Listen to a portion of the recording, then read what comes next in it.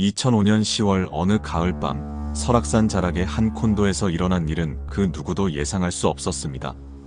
평범한 중년 부부가 휴식을 위해 찾은 리조트에서 하룻밤 사이 흔적도 없이 사라져버린 것입니다. 곧 내려갈게요. 그 한마디를 끝으로 두 사람은 증발했습니다. 객실에는 짐이 그대로 남아 있었고 주차장에는 그들의 차량이 멈춰 있었습니다. 경찰과 가족들의 필사적인 수색이 시작됐지만 어떤 단서도 찾을 수 없었습니다. 사건은 미제로 남겨진 채 세월이 흘렀습니다. 그런데 새벽 콘도 뒤편 배수로에서 발견된 빨간 삽 하나가 모든 것을 바꿔놓았습니다. 그 삽에는 젖은 흙과 벗겨진 도료, 그리고 누군가의 지문이 남아 있었습니다. 그날 밤 그들이 본 것은 누군가 감추고 싶었던 비밀이었을지도 모릅니다.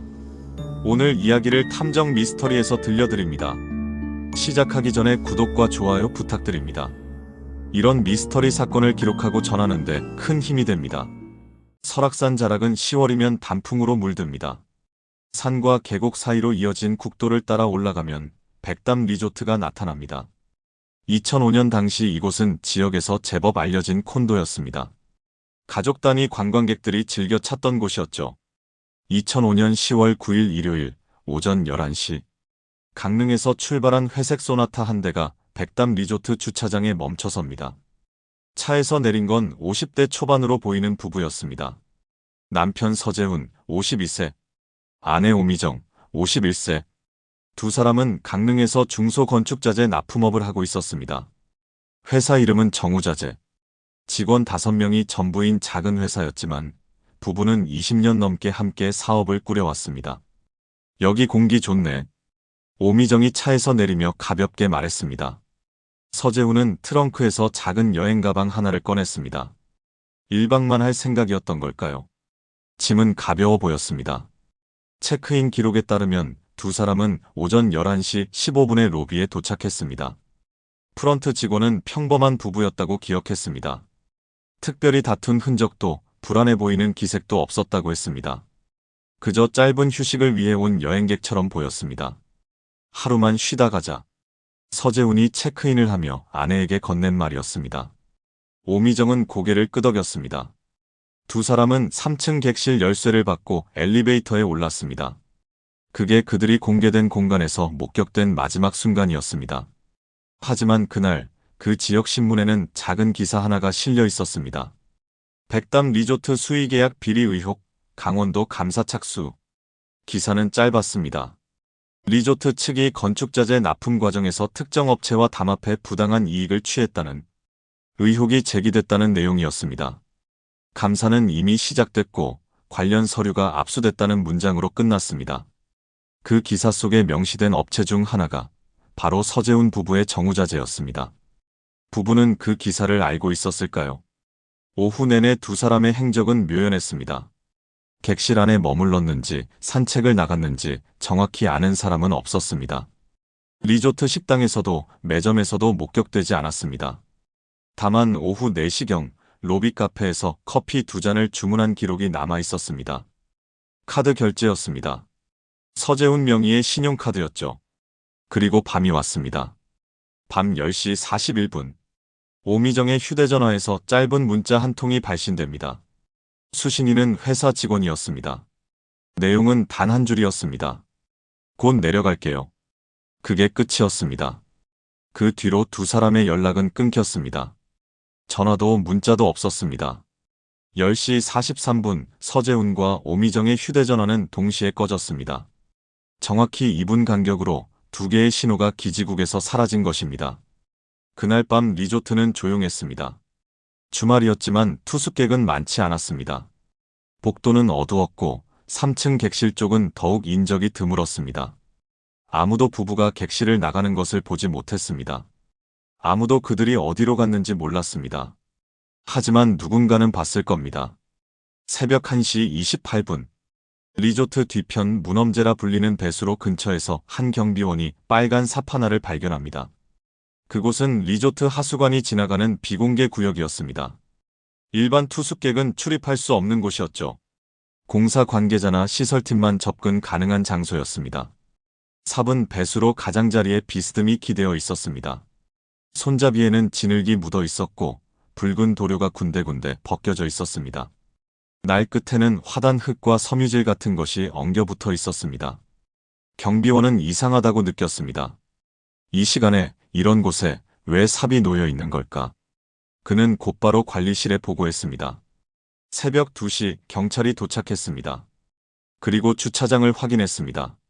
서재훈 부부의 회색 소나타는 그대로 있었습니다. 시동도 꺼져 있었고 문은 잠겨 있었습니다. 차 안에는 아무것도 없었습니다. 짐도 흔적도 없었습니다. 3층 객실로 올라갔습니다. 방문을 열자 안은 정돈되어 있었습니다. 침대는 사용한 흔적이 있었고 세면대엔 물기가 남아 있었습니다. 여행 가방은 그대로였습니다. 옷가지 몇 벌과 세면 도구가 들어 있었습니다. 휴대전화 충전기도 침대 옆 콘센트에 꽂혀 있었습니다. 그들은 떠날 준비를 하지 않았습니다. 그저 잠시 나간 것처럼 보였습니다. 하지만 그들은 돌아오지 않았습니다. 다음 날 아침 실종 신고가 접수됐습니다. 회사 직원이 연락이 닿지 않는다며 경찰에 신고한 것입니다.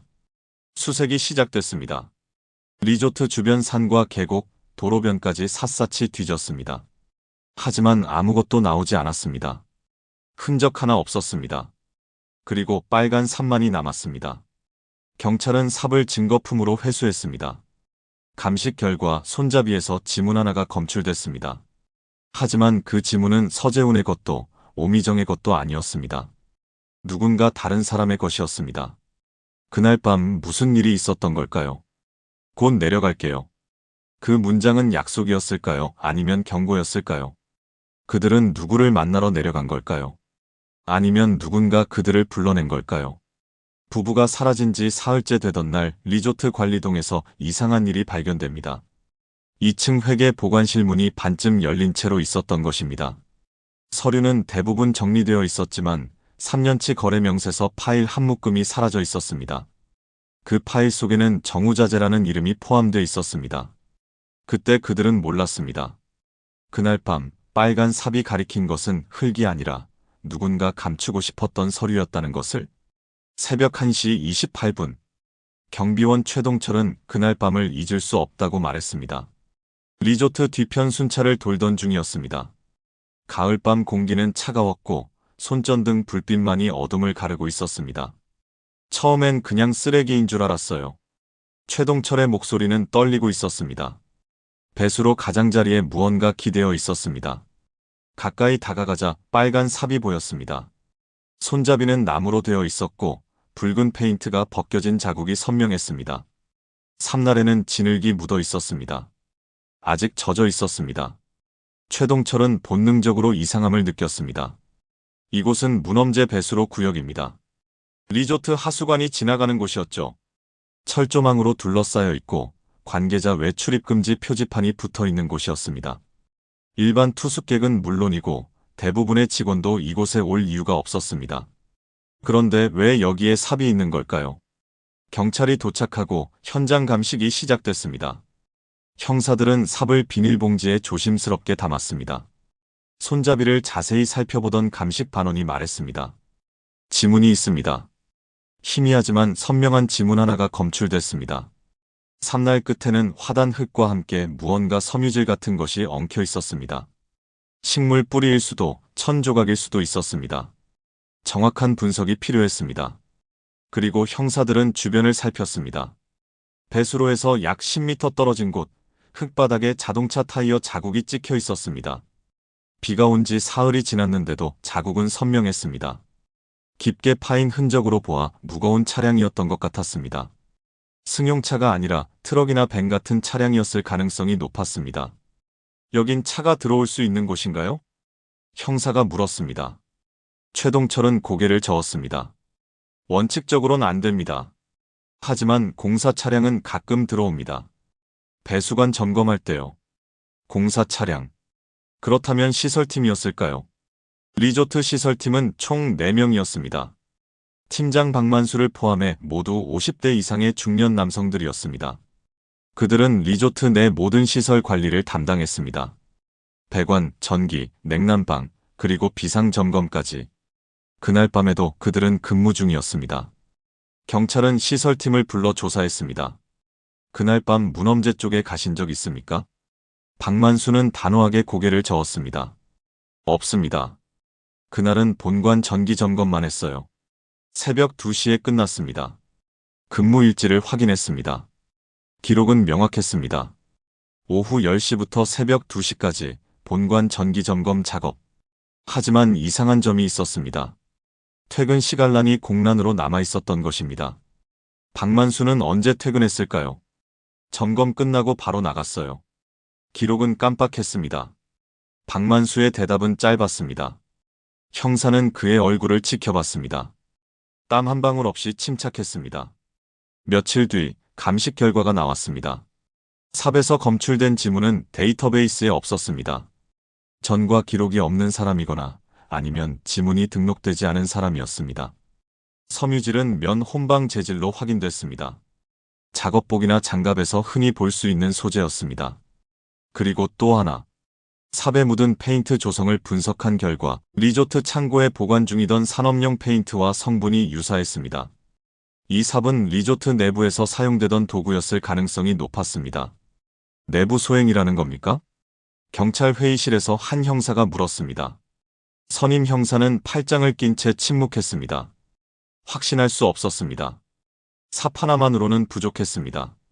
그 즈음 리조트 내부에서 소문이 돌기 시작했습니다. 며칠 전부터 분위기가 이상했어요. 식당에서 일하던 직원 윤소라, 29살. 그녀는 경찰 조사에서 이렇게 말했습니다. 감사 얘기가 나오면서 다들 긴장했죠. 서류 넘어간다는 소문도 있었고요. 감사. 그 단어가 다시 떠올랐습니다. 리조트는 수의계약 비리 의혹으로 감사를 받고 있었습니다. 그리고 서재훈 부부의 정우자재는 그 의혹의 중심에 있는 납품업체 중 하나였습니다. 그날 밤 10시 반쯤이요. 윤소라가 조심스럽게 말을 이었습니다. 로비 쪽에서 누가 말다툼하는 소리를 들었어요. 정확히 뭐라고 했는지는 못 들었는데 목소리가 높았어요. 남자 목소리 둘하고 여자 목소리 하나. 형사가 몸을 앞으로 기울였습니다. 얼굴은 봤습니까? 윤소라는 고개를 저었습니다. 복도 끝이었어요. 어두워서 잘 안 보였어요. 그냥 지나쳤어요. 하지만 그녀는 한 문장을 기억했습니다. 계약이 취소되면 우리도 끝이에요. 누가 한 말이었을까요? 서재훈이었을까요? 아니면 다른 누군가였을까요? 윤소라는 확신할 수 없었습니다. 경찰은 CCTV를 확인했습니다. 하지만 실망스러웠습니다. 리조트 CCTV는 로비와 주차장, 엘리베이터 정도만 커버했습니다. 복도나 뒤편 시설 구역은 사각지대였습니다. 그날 밤 10시 이후 서재훈 부부는 어떤 카메라에도 잡히지 않았습니다. 하지만 차는 그대로 있었습니다. 주차장에 아무도 손대지 않은 채로. 그들은 걸어서 어딘가로 갔을까요? 아니면 누군가의 차를 타고 떠났을까요? 새벽 3시 12분.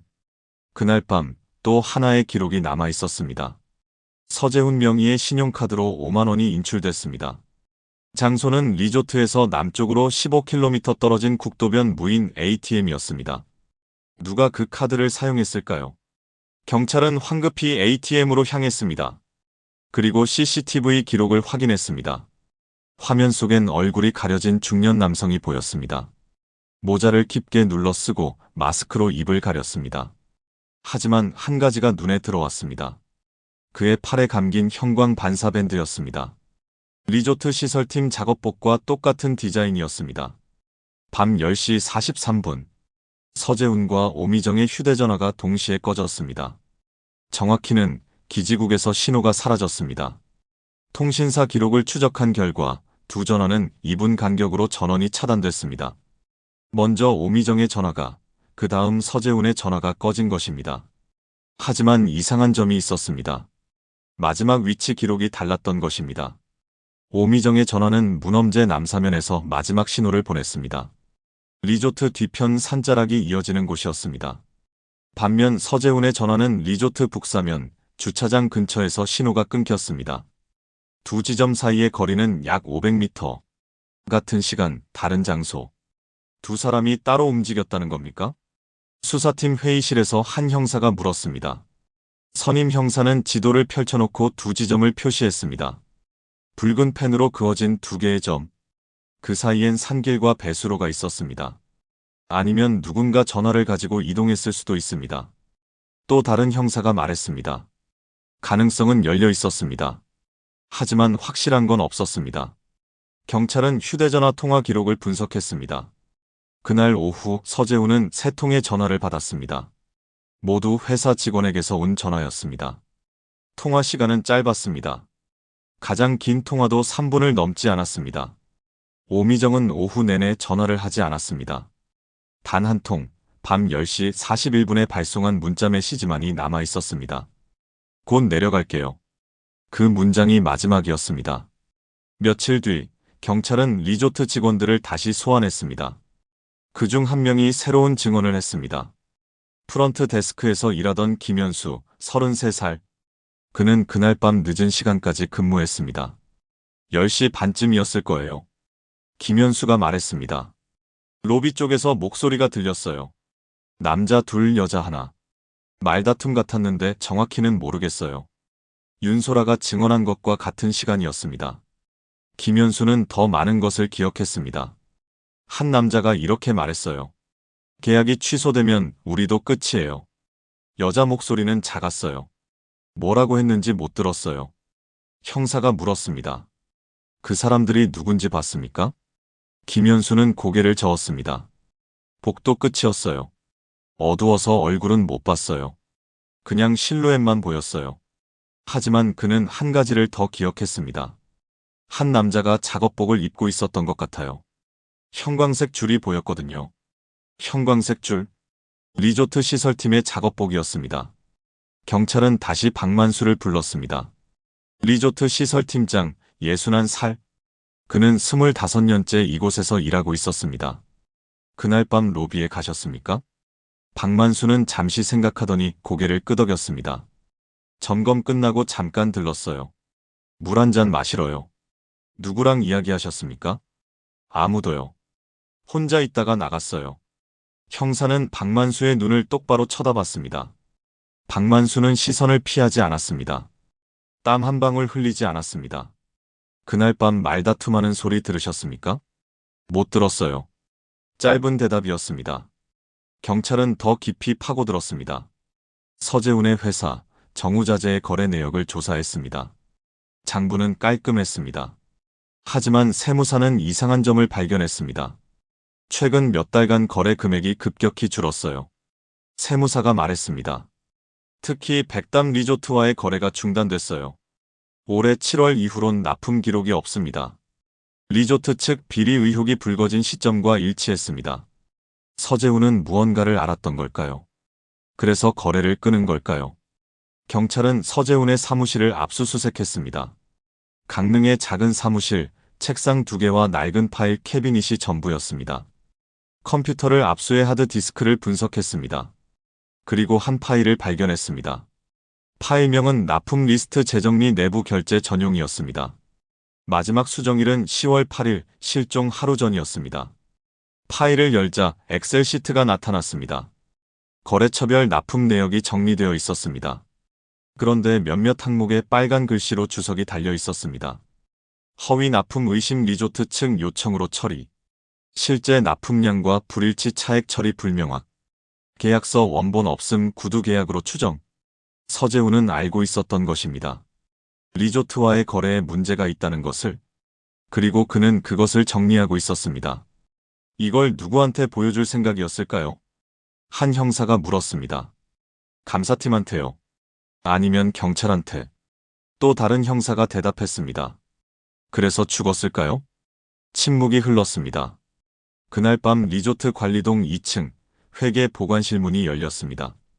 누군가 그곳에 들어가 서류를 가져갔습니다. 정확히 언제였는지는 알 수 없었습니다. CCTV가 없었으니까요. 하지만 다음 날 오전 직원이 확인했을 때 3년치 거래 명세서 파일이 사라져 있었습니다. 그 파일 속엔 정우자재와의 거래 내역이 포함되어 있었습니다. 원래 자물쇠가 채워져 있었는데 그날은 열려 있었어요. 회계팀 직원이 말했습니다. 누가 열쇠를 가지고 있었습니까? 팀장하고 관리실에 한 벌 더 있었어요. 관리실 열쇠는 시설팀이 관리했습니다. 경찰은 다시 박만수를 추궁했습니다. 하지만 그는 부인했습니다. 저는 회계 보관실에 들어간 적 없습니다. 증거가 없었습니다. 지문도 목격자도 없었습니다. 그리고 사흘 뒤 이상한 일이 벌어졌습니다. 서재훈의 회사 서버에 누군가 원격으로 접속한 것입니다. 접속 시각은 새벽 2시 47분. 접속 IP는 서울 강동의 한 PC방이었습니다. 사용자명은 BDRADMIN. 백담 리조트 내부 관리자, 계정과 동일한 형식이었습니다. 누가, 왜 지방의 작은 회사 서버를 원격으로 열었을까요? 경찰은 PC방을 추적했습니다. 하지만 그곳엔 이미 아무도 없었습니다.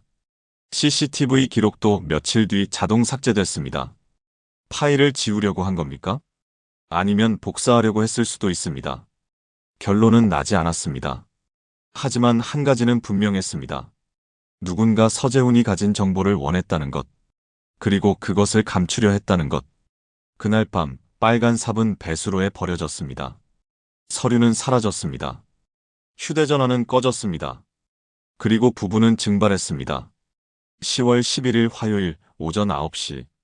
리조트 회계팀 직원 이수진이 출근했습니다. 37살, 이곳에서 6년째 일하고 있었습니다. 그날 아침은 평소와 다를 게 없었습니다. 커피를 마시고 컴퓨터를 켰습니다. 그리고 2층 회계 보관실로 향했습니다. 문이 열려 있었습니다. 이상했어요. 이수진의 목소리는 떨렸습니다. 항상 잠겨 있거든요. 퇴근할 때 제가 직접 잠그고 나가는데. 그녀는 조심스럽게 문을 밀고 들어갔습니다. 보관실은 작았습니다. 가로 세로 3m 남짓, 벽면을 따라 철제 캐비닛이 늘어서 있었습니다.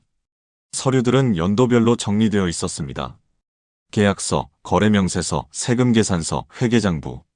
한눈에 봐도 무언가 빠져 있었습니다. 2003년부터 2005년까지 거래명세서 파일이 없었어요. 이수진이 말했습니다. 두꺼운 노란색 파일이었어요. 어급거래처 서류만 모아둔 거였죠. 경찰이 도착했습니다. 보관실을 감식했지만 지문은 나오지 않았습니다. 누군가 장갑을 끼고 있었던 것 같았습니다. 자물쇠엔 손상된 흔적이 없었습니다. 열쇠로 정상적으로 연 것처럼 보였습니다. 열쇠는 누가 가지고 있습니까? 형사가 물었습니다. 저하고 회계팀장님이요. 그리고 관리실에 예비 열쇠가 하나 더 있어요. 관리실. 다시 시설팀으로 이어지는 고리였습니다. 이수진은 기억을 더듬었습니다. 금요일 퇴근할 때 분명히 잠갔어요. 그날 밤엔 아무도 없었을 텐데. 하지만 그날 밤 리조트엔 사람들이 있었습니다. 시설팀은 전기 점검을 하고 있었고 몇몇 투숙객이 묵고 있었습니다. 그리고 서재훈 부부도 있었습니다. 경찰은 사라진 파일의 내용을 추적했습니다. 이수진의 증언에 따르면 그 파일엔 리조트의 주요 납품업체 거래 내역이 담겨 있었습니다. 건축자재, 침구류, 식자재, 전기설비. 그중 건축자재 납품 내역에 정우자재라는 이름이 있었습니다. 서재훈 씨 회사 맞습니까? 네, 맞아요. 이수진이 고개를 끄덕였습니다. 2003년부터 거래했어요. 주로 보수공사 자재를 납품했죠. 시멘트, 철근, 페인트 같은 것들이요. 형사는 메모했습니다. 페인트. 빨간 삽에 묻어있던 바로 그 페인트였습니다. 최근 거래는 언제였습니까?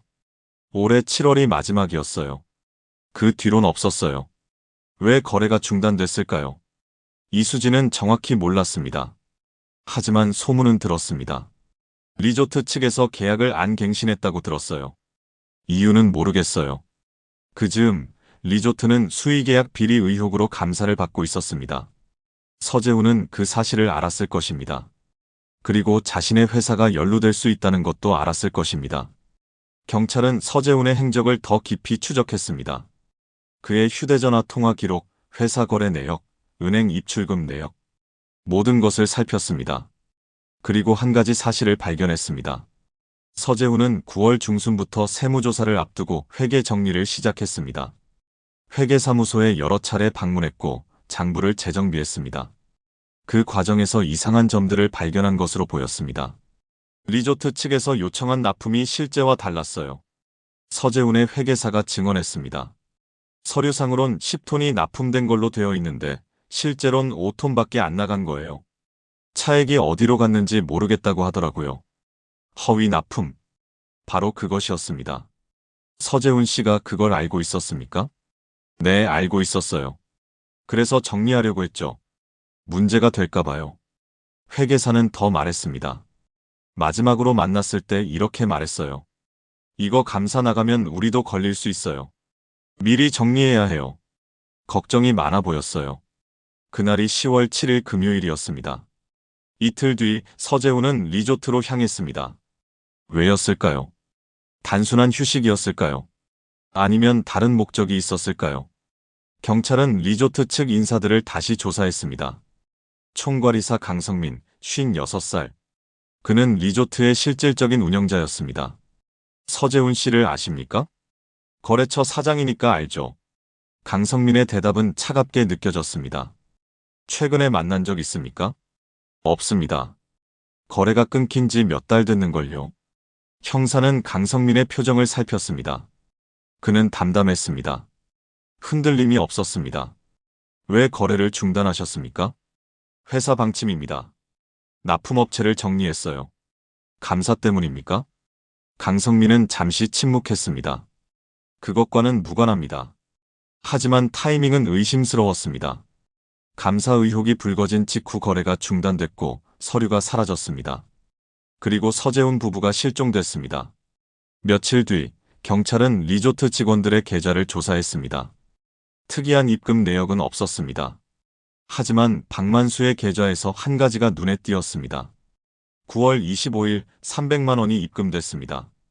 입금자는 강성민이었습니다. 이게 뭡니까? 형사가 물었습니다. 보너스예요. 박만수가 대답했습니다. 추석 보너스요. 매년 받는 거예요. 경찰은 확인했습니다. 다른 직원들도 비슷한 시기에 보너스를 받았습니다. 이상할 건 없었습니다.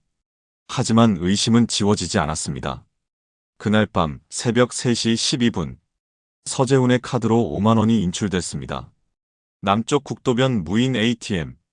CCTV엔 얼굴이 가려진 남성이 찍혀 있었습니다. 형광 반사밴드가 보였습니다. 경찰은 그 영상을 박만수에게 보여줬습니다. 이 사람이 당신입니까? 박만수는 화면을 오래 바라봤습니다. 아닙니다. 확실합니까? 확실합니다. 증거가 없었습니다. 얼굴이 보이지 않았으니까요. 체격도 비슷한 사람이 많았습니다. 형광밴드도 시설팀 전원이 착용하는 것이었습니다. 경찰은 막막했습니다. 서류는 사라졌고 파일은 삭제됐습니다. 증인은 애매했고 증거는 불충분했습니다. 부부의 행방은 오리무중이었습니다. 그런데 사흘 뒤 새로운 단서가 나타났습니다. 빨간 삽에서 검출된 섬유질을 재분석한 결과 그것은 식물 뿌리가 아니었습니다. 면 혼방 장갑의 섬유였습니다. 검은색 산업용 장갑이었습니다. 리조트 시설팀이 사용하는 바로 그 장갑이었습니다. 새벽 3시 12분 리조트에서 남쪽으로 15km 국도변에 서 있는 작은 무인 ATM 부스. 가로등 하나만이 어둠을 밝히고 있었습니다. 그곳에서 서재훈 명의의 신용카드가 사용됐습니다. 인출 금액은 5만 원. 경찰은 이 거래 기록을 발견하고 즉시 현장으로 향했습니다. ATM 부스는 낡았습니다. 벽면은 낙서로 가득했고 바닥엔 담배꽁초가 흩어져 있었습니다. 하지만 중요한 건 따로 있었습니다. CCTV가 작동하고 있었습니다. 영상 남아 있습니까? 형사가 은행 측에 연락했습니다. 다행히 일주일치 영상이 보관되어 있었습니다. 경찰은 황급히 영상을 확보했습니다. 화면 속에 한 남성이 나타났습니다. 중년으로 보였습니다. 키는 170cm 안팎. 체격은 보통.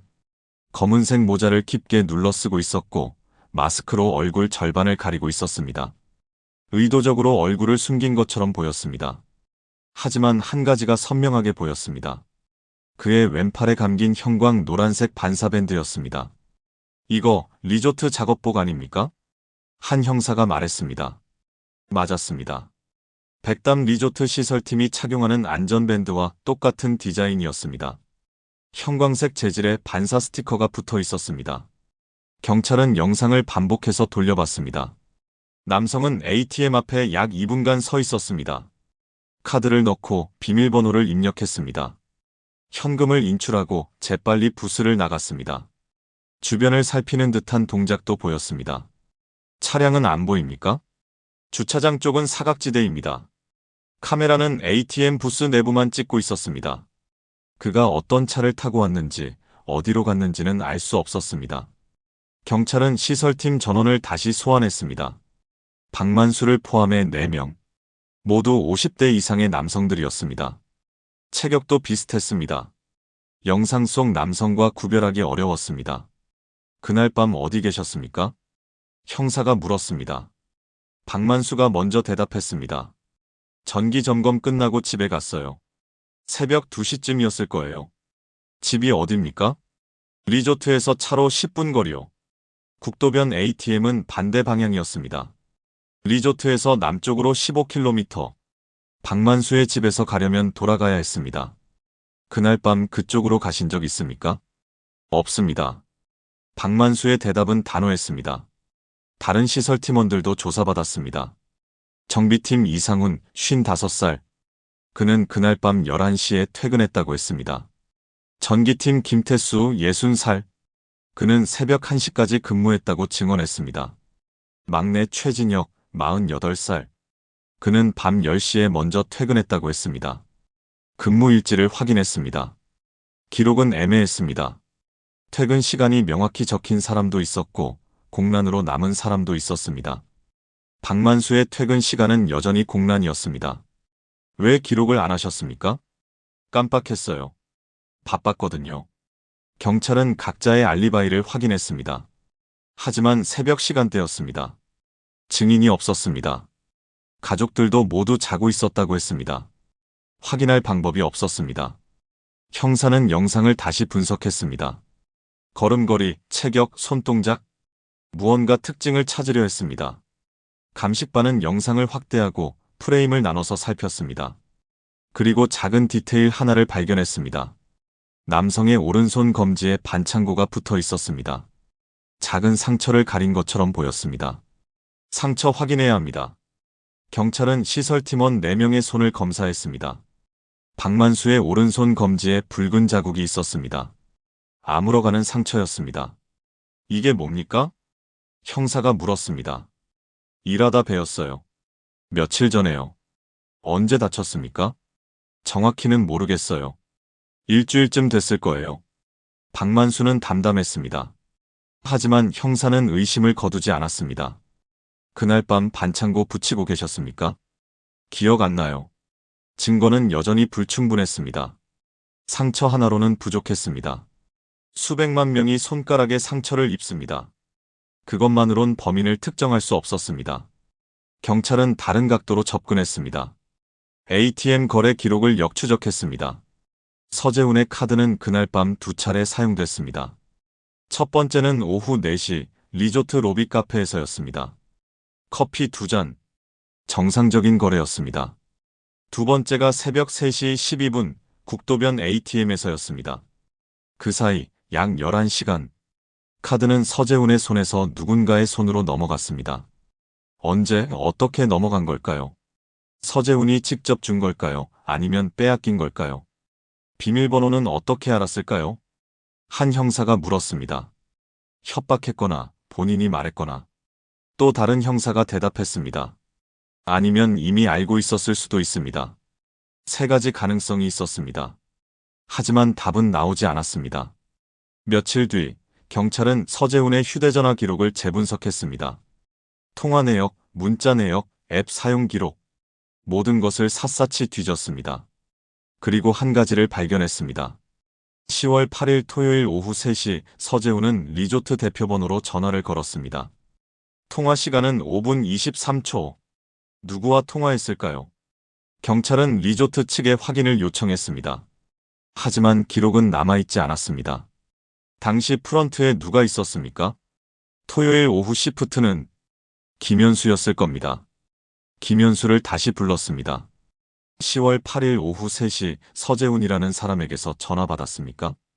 김현수는 기억을 더듬었습니다. 정확히는 모르겠어요. 그날 전화가 많았거든요. 무슨 내용이었을까요? 예약 문의였을 수도 있고 시설 문의였을 수도 있어요. 명확한 답은 없었습니다. 하지만 타이밍은 의미심장했습니다. 서재훈은 실종 하루 전 리조트에 전화를 걸었습니다. 그리고 다음 날 그는 아내와 함께 그곳으로 향했습니다. 우연이었을까요? 아니면 약속이었을까요? 새벽 3시 12분 누군가 서재훈의 카드로 돈을 인출했습니다. 그리고 부부는 돌아오지 않았습니다. 형광 반사밴드를 두른 남성은 어둠 속으로 사라졌습니다. 빨간 삽에서 검출된 검은색 섬유. 국립과학수사연구원의 분석 결과가 나왔습니다. 그것은 식물 뿌리가 아니었습니다. 면 70%, 폴리에스테르 30%의 혼방 섬유였습니다. 산업용 장갑에서 흔히 사용되는 재질이었습니다. 시중에 흔한 장갑입니까? 형사가 물었습니다. 흔하긴 한데 특정 제조사 제품일 가능성이 높습니다. 감식관이 대답했습니다. 섬유 조직을 보면 특수 코팅이 되어 있어요. 미끄럼 방지용이죠. 주로 건설 현장이나 시설 관리 쪽에서 많이 씁니다. 경찰은 리조트 창고를 수색했습니다. 시설팀이 사용하는 장비 보관함을 열었습니다. 그곳엔 각종 공구와 안전장비가 정리되어 있었습니다. 헬멧, 안전화, 그리고 장갑. 검은색 산업용 장갑이 한 박스 가득 들어 있었습니다. 이거 다들 쓰는 겁니까? 형사가 물었습니다. 시설팀원 이상훈이 고개를 끄덕였습니다. 네, 작업할 때 끼는 거예요. 한 달에 2~3켤레씩 교체해요. 경찰은 장갑을 압수했습니다. 국과수에 보내 성분을 비교 분석했습니다. 결과는 일치했습니다. 삽에서 나온 섬유와 리조트 창고의 장갑, 같은 제품이었습니다. 그러니까 범인은 이 장갑을 끼고 있었다는 겁니까? 그렇게 봐야 할 것 같습니다. 하지만 문제가 있었습니다. 시설팀 전원이 그 장갑을 사용했습니다. 4명 모두 용의선상에 있었습니다. 누가 그날 밤 장갑을 끼고 삽을 만졌는지 특정할 수 없었습니다. 경찰은 각자의 장갑을 확인했습니다. 박만수의 장갑은 창고에 있었습니다. 깨끗했습니다. 이상훈의 장갑도 마찬가지였습니다. 김태수와 최진혁의 것도 모두 정리되어 있었습니다. 다들 자기 장갑 있네요. 한 형사가 말했습니다. 그럼 누가 쓴 겁니까? 여분이 있었을 수도 있습니다. 창고를 더 뒤졌습니다. 구석진 선반 위에서 장갑 한 켤레가 더 발견됐습니다. 낡고 더러웠습니다. 오른쪽 손가락 부분이 찢어져 있었습니다. 이건 누구 겁니까? 아무도 대답하지 않았습니다. 시설 팀원들은 서로 눈치만 봤습니다. 버릴 거였어요. 결국 박만수가 말했습니다. 오래돼서 못 쓰는 거예요. 그냥 두고 있었던 거죠. 경찰은 그 장갑도 압수했습니다. 감식 결과 특별한 흔적은 나오지 않았습니다. 진흙도 혈흔도 없었습니다. 범행에 사용된 장갑은 아닌 것으로 보였습니다. 그렇다면 범인은 장갑을 어디로 가져간 걸까요? 수사는 다시 원점으로 돌아왔습니다. 며칠 뒤 새로운 증언이 나왔습니다. 리조트 청소 담당 직원 최영희, 49살. 그녀는 그동안 휴가 중이었습니다.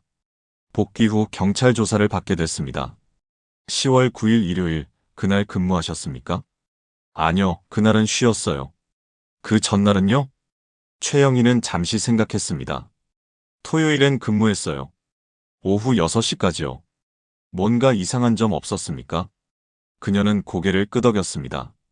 관리동 화장실 청소하러 갔는데 세면대에 진흙이 묻어 있었어요.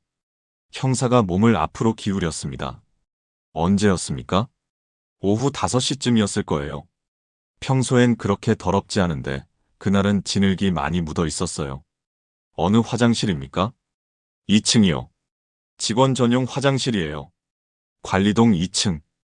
회계 보관실이 있는 바로 그 층이었습니다. 경찰은 즉시 현장을 재확인했습니다. 하지만 이미 며칠이 지났습니다. 화장실은 매일 청소됐습니다. 흔적은 남아있지 않았습니다. CCTV는 없습니까? 관리동 내부엔 없습니다. 단서는 또 사라졌습니다. 하지만 타이밍은 중요했습니다. 토요일 오후 5시. 서재훈이 리조트에 전화한 시간은 오후 3시였습니다. 그로부터 2시간 뒤 누군가 관리동 화장실에서 진흙을 씻어냈습니다. 경찰은 다시 서재훈의 노트북을 분석했습니다. 압수한 지 일주일이 지났지만 추가 조사가 필요했습니다. 컴퓨터 포렌식 팀이 삭제된 파일을 복구했습니다. 그리고 한 문서를 발견했습니다. 파일명은 납품 리스트 재정리 내부 결제 전용이었습니다. 이미 발견했던 그 파일이었습니다. 하지만 이번엔 파일의 속성 정보를 자세히 들여다봤습니다. 마지막 수정 시각 10월 8일 토요일 오후 2시 37분. 마지막 저장 위치 C드라이브. 마지막 접근 시각 10월 12일 수요일 새벽 2시 47분. 10월 12일 서재훈 부부가 실종된 지 사흘 뒤였습니다. 그날 새벽 누군가 서재훈의 컴퓨터에 원격으로 접속했습니다. IP 주소는 서울 강동의 PC방이었습니다. 파일을 열어봤다는 겁니까? 그렇습니다. 그리고 아무것도 수정하지 않았어요. 그냥 열람만 한 것 같습니다. 누가 그 파일을 보려고 했을까요? 무엇을 확인하려 했을까요? 경찰은 PC방을 찾아갔습니다. 서울 강동구의 낡은 PC방이었습니다. 사장에게 그날 새벽 CCTV를 요청했습니다. 하지만 이미 삭제된 뒤였습니다. 일주일 지나면 자동으로 지워져요. 모든 흔적이 사라지고 있었습니다. 경찰은 접속에 사용된 계정 정보를 추적했습니다. BDRADMIN 백담 리조트의 관리자 계정이었습니다. 정확히는 그 계정과 동일한 형식이었습니다. 리조트 내부 사람입니까? 그럴 가능성이 높습니다. 경찰은 리조트 전산팀을 조사했습니다. 하지만 전산팀은 따로 없었습니다. 외주업체에 맡기고 있었습니다.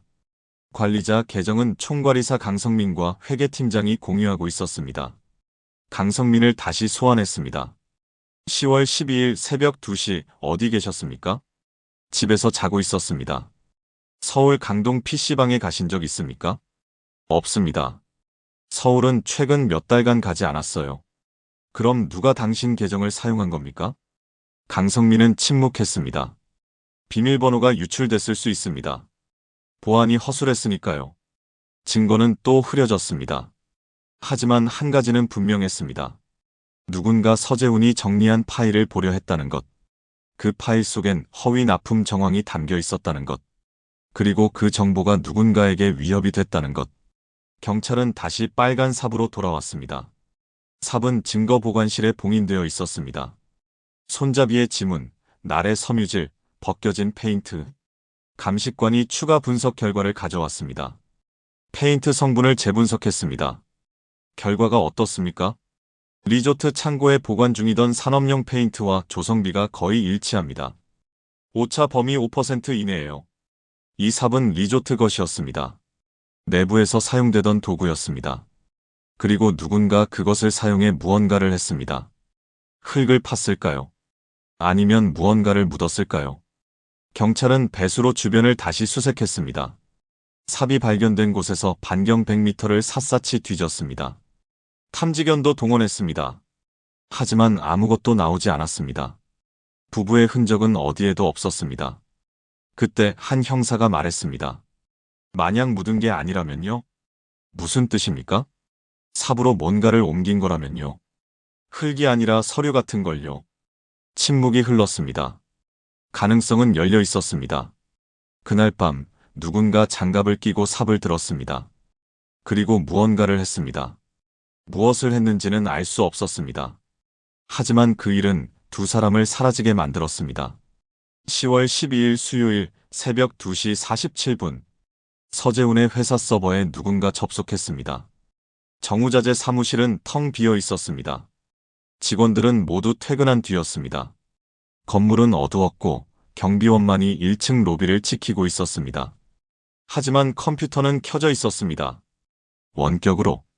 경찰은 서버 로그를 분석했습니다. 접속 기록이 선명하게 남아 있었습니다.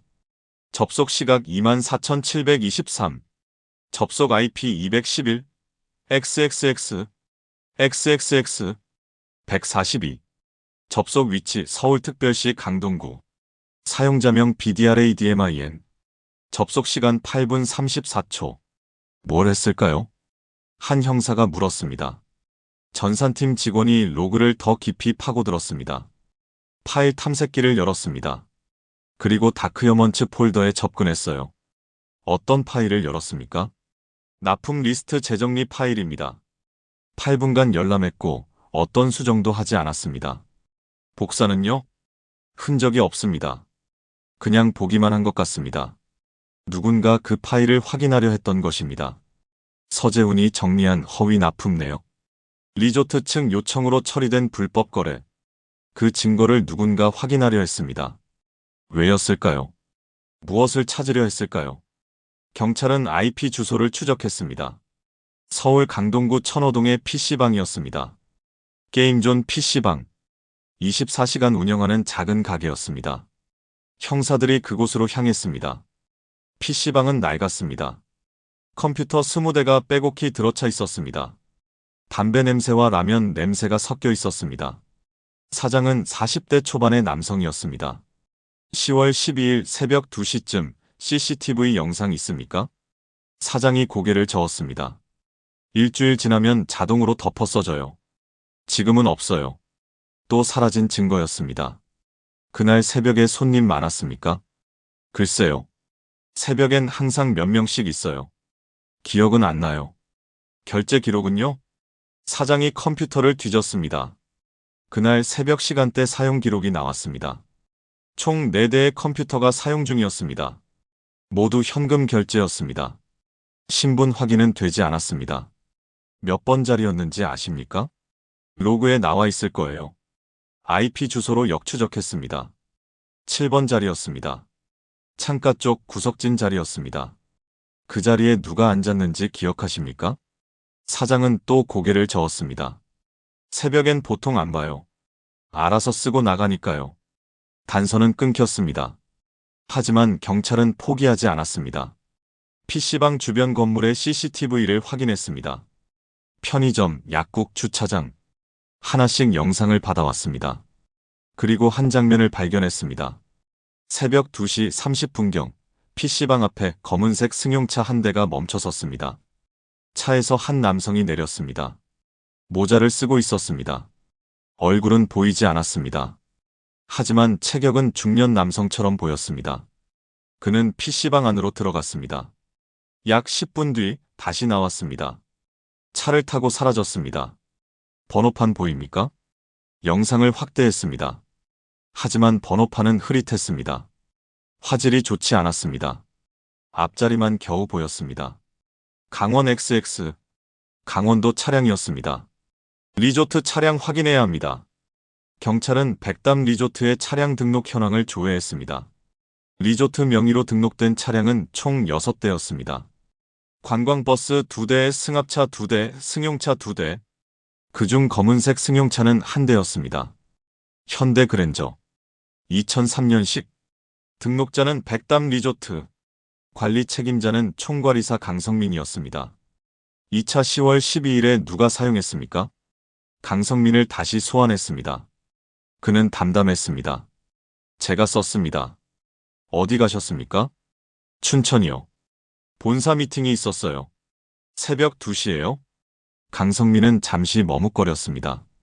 아, 그날은 아니고요. 낮에 갔어요. 그럼 새벽엔 누가 썼습니까? 모릅니다. 차 키는 관리실에 걸어두거든요. 필요하면 직원들이 가져다 씁니다. 또 애매한 답변이었습니다. 차량 운행 일지 있습니까? 있긴 한데 다들 잘 안 써요. 경찰은 차량 운행 일지를 확인했습니다. 10월 12일 칸은 공란이었습니다. 누가 차를 가져갔는지 어디를 갔는지 기록이 없었습니다. CCTV로 확인 가능합니까? 주차장 CCTV는 일주일만 보관돼요. 이미 지워졌을 거예요. 모든 흔적이 지워지고 있었습니다. 계획적으로 경찰은 시설 팀원들을 다시 조사했습니다. 그날 새벽 누가 서울에 갔는지 물었습니다. 모두 부인했습니다. 전 집에 있었어요. 박만수가 말했습니다. 저도요. 이상훈도 똑같이 대답했습니다.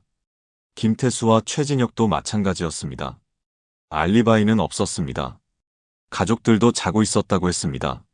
리조트에서 서울까지 차로 얼마나 걸립니까? 2시간 반 정도요.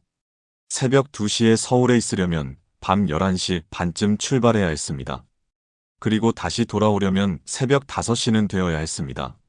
10월 12일 아침 출근 시간 확인해 주십시오. 근무 일지를 확인했습니다.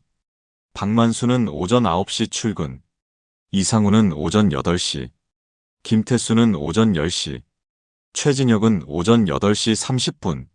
모두 정상적으로 출근했습니다. 피곤해 보이는 사람도 없었다고 동료들이 증언했습니다. 밤새 서울 다녀올 수는 없었을 거예요. 한 형사가 말했습니다.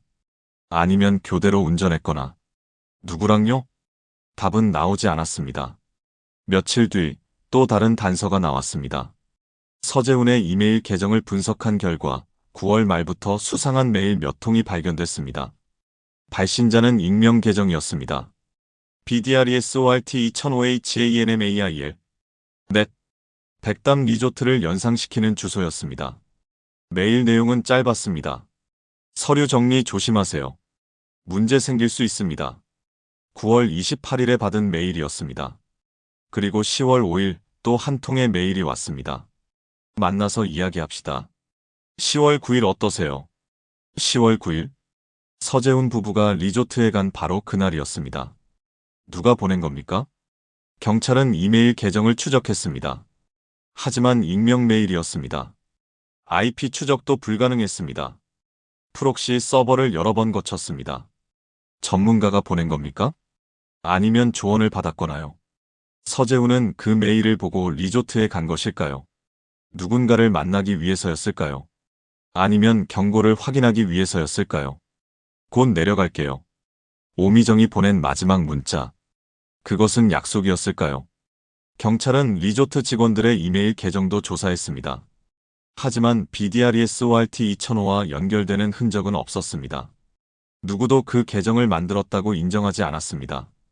그리고 그 계정은 10월 10일 이후로 다시는 사용되지 않았습니다. 새벽 2시 47분, 누군가 서울에서 서재훈의 파일을 열었습니다. 무엇을 확인했을까요? 무엇을 찾았을까요?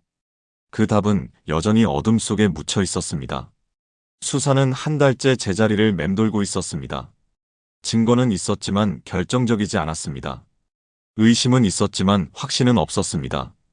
빨간 삽, 검은 장갑, 형광밴드, 사라진 서류, 지워진 파일. 모든 조각이 흩어져 있었습니다. 경찰은 다시 처음부터 시작했습니다. 왜 그날이었을까요? 회의실에서 한 형사가 물었습니다. 10월 9일? 왜 하필 그날 리조트에 갔을까요? 선임 형사가 화이트보드에 타임라인을 그렸습니다. 9월 중순 서재훈, 회계 정리 시작. 9월 28일 첫 번째 익명 메일 수신. 10월 5일 두 번째 익명 메일 수신 마이너스 10월 9일 만남 제안. 10월 8일 서재훈, 리조트에 전화. 10월 9일 부부 리조트 방문, 실종. 10월 10일 빨간 삽 발견. 10월 12일 서울 PC방에서 파일 열람. 누가 서재훈을 불렀을까요? 또 다른 형사가 말했습니다. 감사받기 전에 입막음하려고요. 아니면 협상하려고 했을 수도 있습니다. 가능성은 여러 갈래로 갈라졌습니다.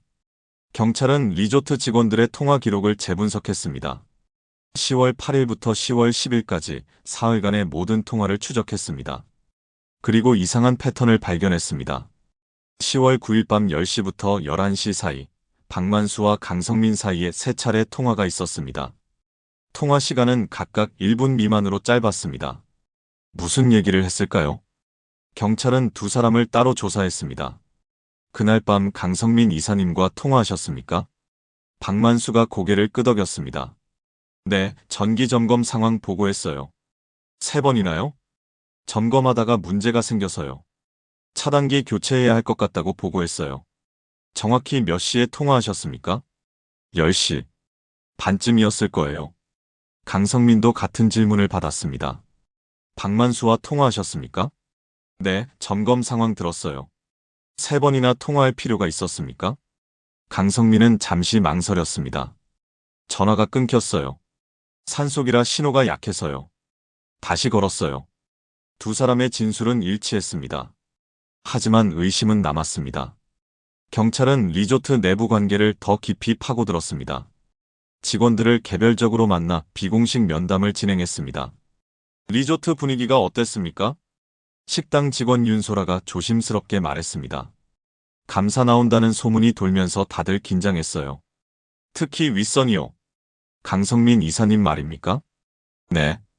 회의도 자주 했어요. 문 닫고요. 누구랑 회의했습니까? 회계팀장하고 박만수 팀장이요. 박만수. 다시 그 이름이었습니다. 박만수 팀장이 왜 회의에 참석합니까? 시설팀인데요. 윤소라가 말했습니다. 원래 박 팀장은 오래 일하셨어요. 여기 생길 때부터 계셨대요. 이사님이랑 친해요. 25년. 박만수는 리조트 창립 멤버였습니다. 강성민보다 먼저 이곳에 왔습니다. 리조트의 모든 것을 알고 있는 사람이었습니다. 감사받으면 다 끝나니까 윗선이 먼저 손을 쓴 거예요. 누군가 그렇게 말했습니다. 익명의 제보였습니다. 경찰에 걸려온 전화 한 통. 누구십니까? 전화는 끊겼습니다. 발신자 번호는 표시되지 않았습니다. 하지만 그 말은 경찰의 머릿속에 남았습니다. 윗선이 먼저 손을 쓴 것, 서재훈이 위협이 되자 제거한 것. 그런 시나리오였습니다. 경찰은 강성민의 과거를 조사했습니다. 그는 2001년에 백담 리조트 총괄이사로 부임했습니다. 그전엔 서울에서 건설회사 경영기획팀에 있었습니다. 경력은 화려했지만 특별한 문제는 없었습니다. 하지만 재무제표를 분석하자 이상한 점이 나타났습니다. 2003년부터 2005년까지 리조트의 자재 구매비가 급증했습니다. 전년 대비 3배 가까이 늘어났습니다. 하지만 공사 규모는 크게 변하지 않았습니다. 돈이 어디로 간 겁니까? 회계사가 설명했습니다. 서류상으론 자재 구매에 쓴 거예요. 하지만 실제론 횡령입니까? 가능성이 있습니다. 아니면 허위 계약이거나요. 서재훈이 발견한 것도 바로 그것이었습니다. 허위 납품. 실제보다 부풀려진 금액. 그 차액은 누군가의 주머니로 들어갔을 것입니다. 서재훈도 연루됐을까요? 모르겠습니다. 피해자일 수도 공범일 수도 있어요. 만약 서재훈이 공범이었다면 감사를 두려워했을 것입니다. 그리고 증거를 없애려 했을 것입니다. 하지만 만약 피해자였다면 고발하려 했을 것입니다. 어느 쪽이었을까요? 경찰은 서재훈의 은행 계좌를 정밀 분석했습니다. 지난 3년간의 입출금 내역을 샅샅이 뒤졌습니다. 특이한 입금은 없었습니다. 회사 매출, 급여, 일상적인 거래만 있었습니다. 리베이트 받은 흔적은 없습니다. 그럼 피해자였을 가능성이 높네요. 하지만 확신할 수 없었습니다. 한편 다른 직원이 새로운 증언을 했습니다. 격리 담당 김미선, 32살. 9월에 이상한 일이 있었어요. 어떤 일입니까? 강 이사님이 오래된 계약서 파일을 찾으라고 했어요. 2003년부터 2005년까지 건축자재 관련 서류요. 찾았습니까? 일부는 찾았는데 없는 것도 많았어요. 그랬더니 이사님이 화를 내셨어요. 왜 화를 냈을까요? 김미선이 조용히 말했습니다. 아마 감사 대비하려고 그랬던 것 같아요. 문제될 만한 서류 정리하려고요. 그리고 10월 그 서류들이 회계 보관실에서 사라졌습니다. 모든 것이 연결되고 있었습니다. 하지만 여전히 퍼즐은 완성되지 않았습니다. 그날 밤 무슨 일이 있었습니까? 경찰은 박만수를 다시 불렀습니다. 이번엔 강하게 압박했습니다. 서재훈 씨를 만났습니까? 아니요. 거짓말하면 공범으로 간주됩니다. 만난 적 없어요. 박만수는 흔들리지 않았습니다. 땀 한 방울 흘리지 않았습니다. 장갑은요? 당신 장갑 아닙니까? 제 장갑은 창고에 있었어요. 확인했잖아요. 다른 장갑을 쓴 거 아닙니까? 아닙니다. 증거가 부족했습니다. 정황만으로는 기소할 수 없었습니다. 수사팀은 좌절했습니다. 이대로 미제가 되는 겁니까? 한 형사가 물었습니다. 선임 형사는 침묵했습니다. 그날 밤 빨간 삽은 무엇을 말하고 있었을까요? 누가 그것을 배수로에 버렸을까요? 서류는 어디로 갔을까요? 부부는 어디로 사라진 걸까요? 답은 여전히 어둠 속에 있었습니다. 하지만 한 가지는 분명했습니다. 그날 밤 리조트에서 무언가 일어났다는 것. 그리고 누군가 그것을 감추려 했다는 것. 20년이 지난 지금 새로운 사실이 밝혀졌습니다. 빨간 삽의 도료를 재분석한 결과 리조트 창고 페인트의 조성비와 거의 일치한다는 것입니다. 그 삽은 리조트 것이었습니다. 누군가 그것을 사용했습니다. 그리고 증거를 버렸습니다. 하지만 진실은 여전히 묻혀 있습니다. 2005년 가을이 지나갔습니다. 겨울이 왔고 다시 봄이 왔습니다. 수사는 점점 축소됐습니다. 새로운 단서는 나오지 않았습니다. 목격자도 자백도 결정적 증거도 없었습니다. 서재훈과 오미정. 두 사람은 기록 속에서만 남았습니다. 2006년 3월 사건은 미제 사건으로 분류됐습니다. 수사 파일은 보관 창고로 옮겨졌습니다. 담당 형사들은 다른 사건으로 배치됐습니다. 빨간 삽은 증거 보관실 한켠에 봉인된 채 먼지를 쌓아갔습니다. 백담 리조트는 2007년 문을 닫았습니다. 감사 결과 수억 원대의 회계 부정이 드러났습니다. 허위 계약, 이중장부, 횡령. 총괄이사 강성민은 배임 혐의로 기소됐습니다. 징역 2년, 집행유예 3년을 선고받았습니다. 하지만 서재훈 부부의 실종과 연관성은 입증되지 않았습니다. 박만수는 리조트 폐업 후 고향으로 돌아갔습니다. 경찰은 그를 끝까지 의심했지만 기소할 수 없었습니다. 증거가 없었으니까요. 그는 2019년 심장마비로 세상을 떠났습니다. 75살이었습니다. 진실을 가지고 갔는지도 모릅니다. 리조트가 있던 자리는 지금 폐허가 됐습니다. 건물은 허물어지고 풀만 무성합니다. 가끔 등산객들이 지나가며 사진을 찍습니다. 흉가 투어를 온 유튜버들도 있습니다. 하지만 아무도 그날 밤의 이야기를 기억하지 않습니다. 곧 내려갈게요. 오미정이 남긴 마지막 문장. 그것은 약속이었을까요? 아니면 경고였을까요? 누구에게 보낸 메시지였을까요?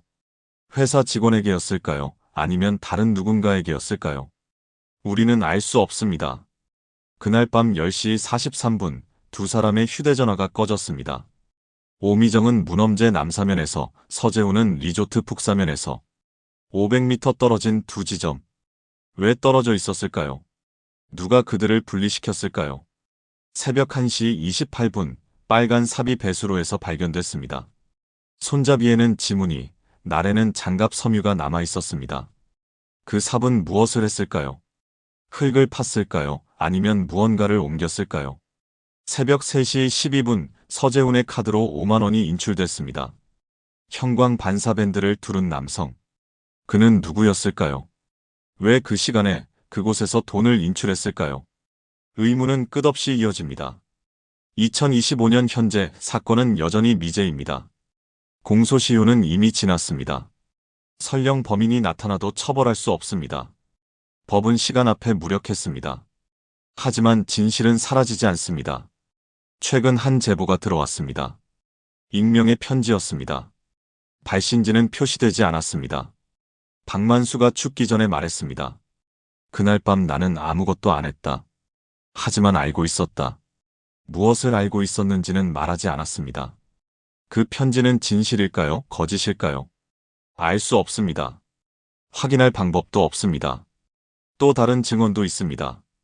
당시 리조트 청소 직원이었던 최영희. 그녀는 최근 인터뷰에서 이렇게 말했습니다. 그날 이후로 관리동 분위기가 달라졌어요. 다들 조용했어요. 말을 아꼈어요. 무슨 일이 있었는지 아무도 얘기하지 않았어요. 침묵. 그것이 리조트를 지배했습니다. 사건을 취재한 한 기자는 이렇게 말했습니다. 이건 단순한 실종 사건이 아니었어요. 누군가의 이익을 지키기 위한 범죄였을 가능성이 높습니다. 서재훈은 진실을 알았고 그래서 사라진 겁니다. 하지만 증명할 수는 없습니다. 빨간 삽은 지금 어디에 있을까요? 증거보관실 깊은 곳에 봉인되어 있을 것입니다. 아무도 그것을 꺼내지 않습니다. 아무도 그것을 필요로 하지 않습니다. 사라진 서류는 어디로 갔을까요? 불에 탔을까요? 아니면 어딘가에 숨겨져 있을까요? 20년이 지난 지금 그것을 찾는 것은 불가능합니다. 서재훈과 오미정. 두 사람은 어디에 있을까요? 산속 어딘가일까요? 계곡 아래일까요? 아니면 전혀 다른 곳일까요?